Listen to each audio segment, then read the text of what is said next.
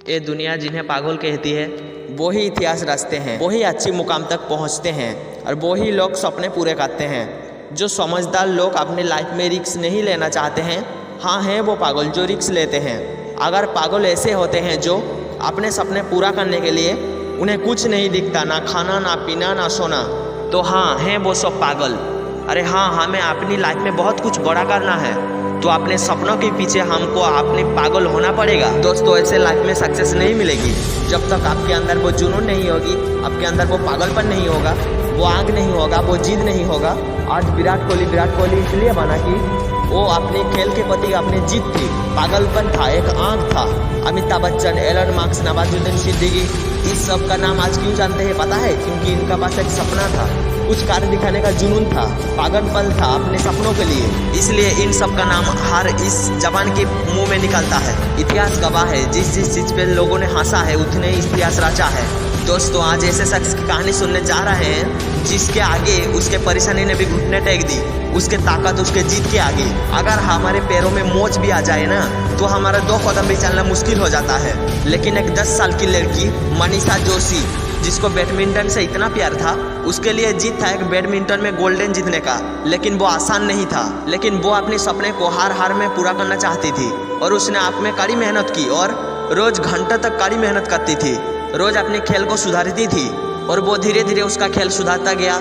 सब कुछ अच्छा चल रहा था, लेकिन कहते हैं ना, लाइफ में उतार चढ़ाव लगा ही रहता है। एक दिन एक एक्सीडेंट की वजह से उनका एक पैर जा चुका था।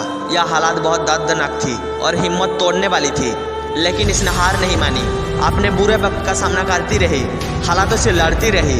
एक पैर जाने के बावजूद भी उनके अंदर जिद, एक पागलपन था बैडमिंटन में गोल्ड मेडल जीतने का। 2 महीने हॉस्पिटल में रहने के बाद वो लड़की वापस घर आया, एक पैरों के साथ चलना दौड़ना शुरू कर दिया और वही पागलपन अपने जुनून के साथ खेल खेलना शुरू कर दिया। वो अपने प्रोस्टेटिक पैरों पे चलकर वो बोलती थी, मुझे चैंपियन होना है, मुझे बैडमिंटन में गोल्डन जीतना है, गोल्ड मेडल जीतना है। और इस चैंपियनशिप में हिस्सा लिया। खुद पर इतनी मेहनत की, घंटों तो घंटे खुद अकेले मेहनत करती थी। और जिसके लिए पागलपन आपके अंदर आ जाए ना तो आप पूरी दुनिया को हिला सकते हैं। एक पैर काटने के बावजूद भी उसने हार नहीं मानी, वो खुद पर विश्वास बनाती गई, खुद पर कड़ी मेहनत करती गई और परिणाम ये हुआ 15, 2016, 2017 और 2018 में 4 साल वो लगातार मेडल जीतती चली गई और 2019 में फाइनली वो गोल्ड मेडल जीत लिया। दोस्तों, ये एक वो कहानी है, इसकी बचपन में ही इसकी आँख की रोशनी चली गई थी। सोचो, अगर हमारी रूम में लाइट चली जाए तो कैसे हम 2 मिनट में घबरा जाते हैं। लेकिन ये तो बचपन से ही अंधेरे में था।